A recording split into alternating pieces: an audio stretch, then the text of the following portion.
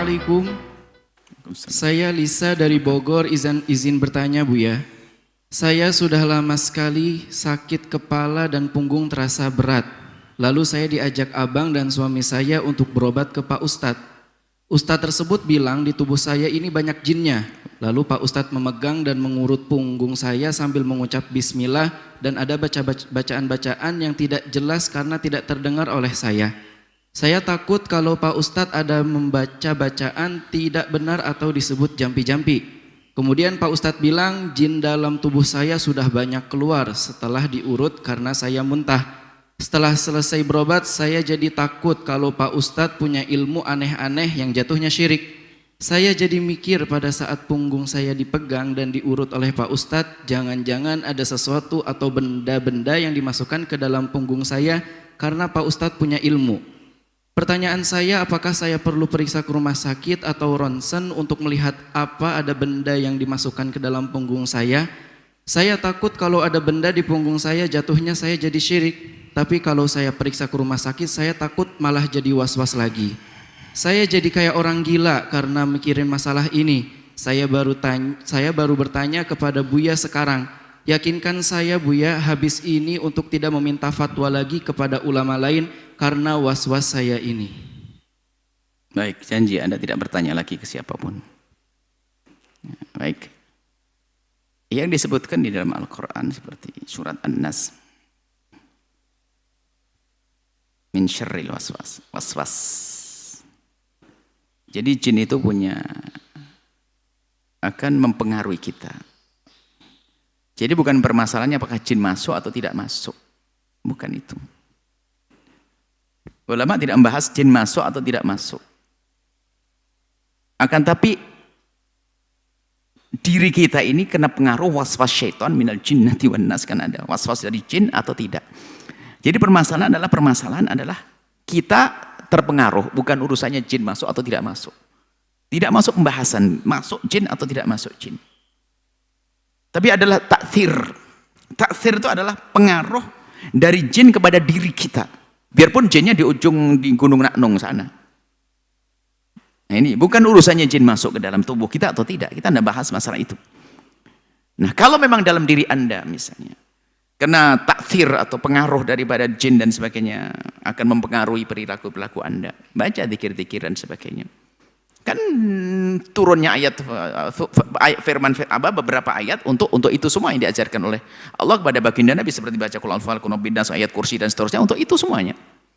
Anda baca dengan diri Anda sendiri seterusnya. Termasuk itu ruqyah dengan diri Anda sendiri. Kemudian ada hubungannya dengan diri Anda, ruh Anda, keimanan Anda kepada Allah.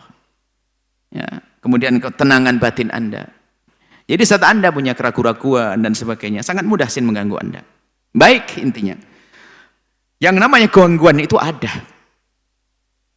Gangguan itu ada. Bukan masalah jin ada tidak ada. Jin ada. Kalau Anda urusan dengan jin, Anda kamar mandi ada jin kok. Minal khubuthi wal khaba'is, jin laki perempuan. Tidak masuk kamar mandi.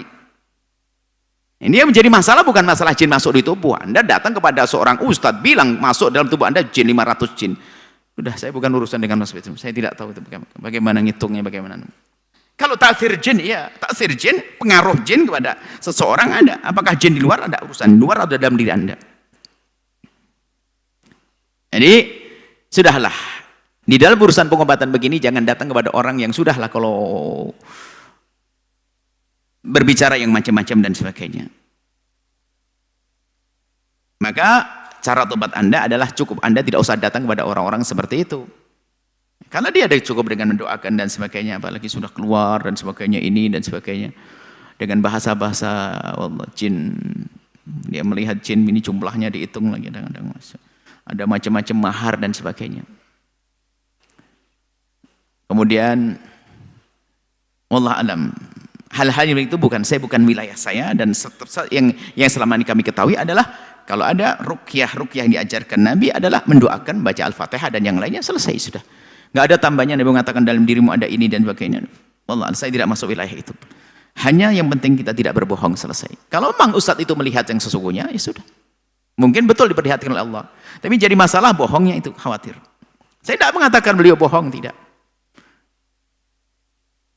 Akan tapi Di saat menyampaikan yang demikian menjadikan orang ketakutan, wah ada jin ini, nanti balik lagi dalam rumah jin, susah dikeluarkan dan sebagainya. Waduh, susah dikeluarkan. Yang takut suaminya, istriku masuk jin di dalamnya.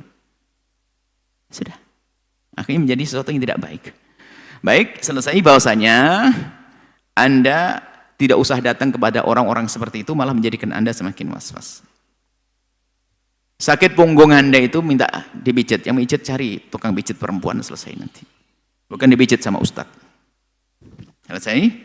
Kemudian setelah itu Anda banyak zikir, Anda periksa ke dokter medis, rongsen bukan karena rongsen atau sebagainya, minta petunjuk kepada dokter untuk dilihat, bukan karena Anda melihat dimasukin apa oleh Pak Ustadz tadi, nggak usah.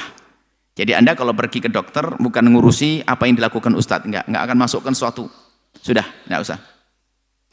Anda pergi ke dokter boleh karena urusan penyakit Anda. Kalau hanya urusannya Ustadz tersebut nggak usah.